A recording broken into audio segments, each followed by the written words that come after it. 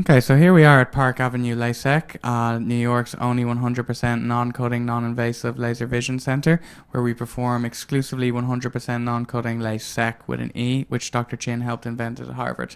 Now, we've got a very special patient with us here today, one of our personal favorites, and his name is Richard, and not only did he come from not in the area, but from a completely different state. So, where are you from, Richard? I'm from Chicagoland area in Illinois. Yes. Okay. And clearly there's places doing laser vision correction in Chicago. What made you, or how did you even find out about Dr. Chynn initially? It was definitely a web search. I'm trying to think. So what I did was I actually had been looking into LASIK with an eye, conventional LASIK. I would say maybe even up 10 years ago. Wow. And I was originally screened, and I was told that it was a combination of myopia being too high and the cornea is not being thick enough. So I was quite disappointed, and that was 10 years ago, my first search. I would say, a couple of years ago, in 2013, I had been wearing contacts for 10 years. I prefer contacts to kind of the weight of glasses. And one day after an international trip, a lot of time on the airplane, my right eye it had a contact in there. It just started becoming very painful. Right. And it wound up being some kind of pink eye, and I was given some steroids, and that went away. But maybe a month or so after, there was a kind of reoccurrence, not as serious. Probably part of it was probably dryness Right. and stuff like that. Mm-hmm. But ever since that day, about 2 years ago, my right eye had always had some sensitivity or allergic reaction to, and I tried switching contact lenses. There was some that worked a little bit better. But it was always kind of in the background in terms of just, never really full comfort. And that was in 2013. And I knew based on my first experience with LASIK with an eye that it wasn't for me. And so I started researching, laser surgery in general, and started to learn about the different kinds. And I learned about LASIK with an E and PRK and stuff like that. And so and then I started reading reviews, and I think I found myself it was on Real Self. And then I think probably the actual initial contact with Dr. Chynn was probably, I think, what he wrote in response to a patient on Real Self. I had read until that point a lot of physician information, but Dr. Chynn actually stood out in the sense that the explanation was definitely much more detailed, molecular, and it made a lot more sense. There were numbers behind, the corneal thickness, and it just seemed to flow. I was really impressed by just, his transparency. Right. And obviously that response took me to his website, and that's the starting point for how I got to Park Avenue LASIK. Okay, excellent. And you mentioned that you're beyond the parameters of LASIK. What was your initial prescription, Richard?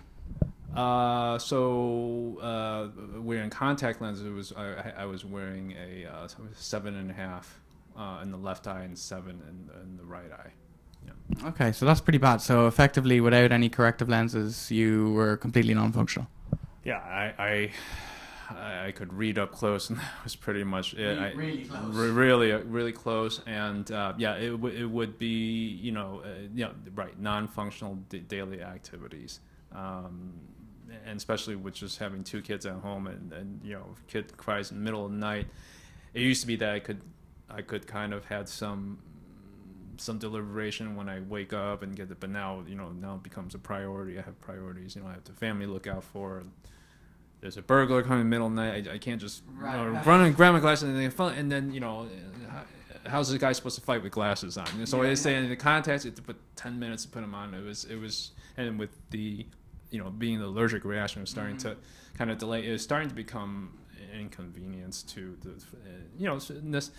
people kind of gravitate towards solutions based on this the scale of the problem. Right. It was becoming enough of a problem where You had to act. so I had to act. Okay. So, I mean, while it's not unusual for patients to fly in from out of state, I mean, it happens once a month. It generally is the very thorough patients who've done their research, are aware of the risk-benefit ratio, and are very, very thorough in terms of what they want. So I know you flew in and you did one eye first, correct? Yes. Okay. Yes. Oh, so I did the left eye first. That was after Dr. Chynn consulted with, and that was left eye was the non-dominant eye. And then so I wanted to do one eye first, and actually kind of reinforces me, as a cautious person and wanting to see how things went. And I just felt that if the procedure was good, that obviously you guys would still be in business and I could do the other eye. Right. So clearly you're back today then for your final post-op on your second eye, correct? Yes. Okay. And how is the vision now? It's got to be a drastic improvement to whatever you had. I would say I think there's inflection points in terms of the liberation that I feel, the freedom that I felt. Dating back to the initial procedure, even with that one eye, it just opened up a whole new world and set of possibilities. Literally, even just with one eye corrected, my world changed in the sense that I knew I could be somewhere at some point, and I just didn't need to reach out, grab something in order to be able to do something. I mean, 90% of what you learn is through your vision. So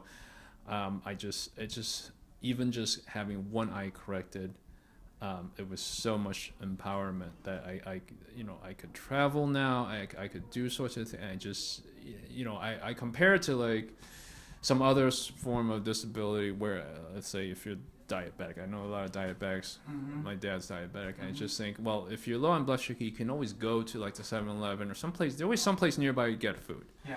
And if I happen to break my glasses, lose my contacts, I can't just run into an optometrist and get my fix. Right. And so for me, as far as what I know, personal experience, it is, the most debilitating thing.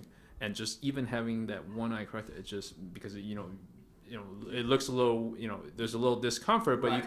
You can still see and you can navigate, and you can even drive, legally, and so it just completely turned my world around. Yeah, I was gonna say it's got to be with your prescription. It's got to be one of the most life-altering events you've gone through. And how long did it take to actually correct the prescription? For me to get to... No, for like just how long the laser took. It was what, like 60 seconds? Oh, yes.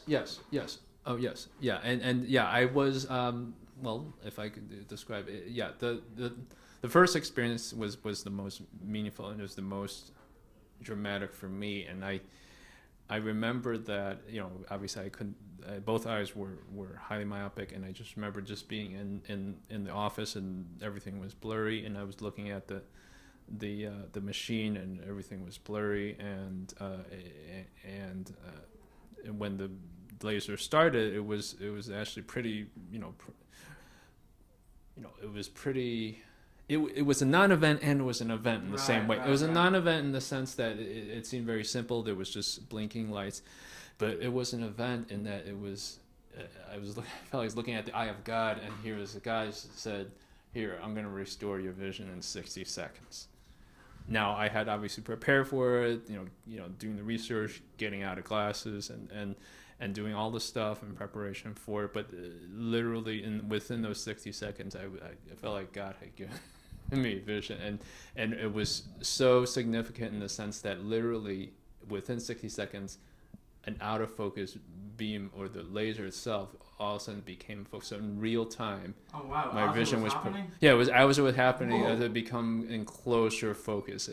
Literally, not I wouldn't say by second, yeah. But certainly during that 60-second interval is literally. And I knew that had worked because even before that, Chynn pulled me up and had me look at it. I could see that machine, whereas before it was just a blur.